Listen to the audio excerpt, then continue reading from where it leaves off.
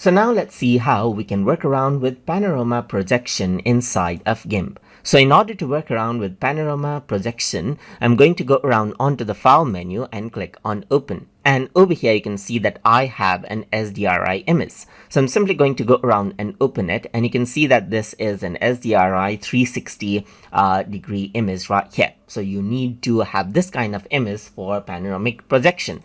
So now you need to go around onto filter, and then you can go around onto map right here, and you can see that panorama projection is an option. Once you go around and do that, then you can see that it actually works around like a panorama projection. You can go around and rotate it out right here. You can tilt it up and down right here, as you can see, as if you're looking through a 360 view right here. You can also spin it out if you want to right here, just like this.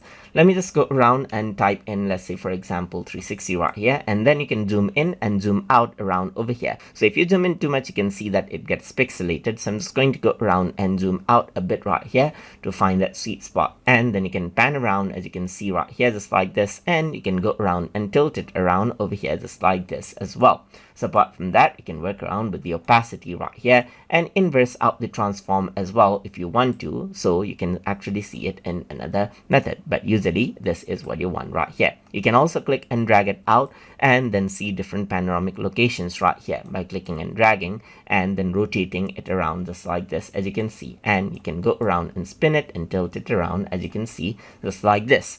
So that is how you can work around with panorama projection effect inside of GIMP. So I hope you guys learned something as always, and as always, please like, comment, share, and subscribe.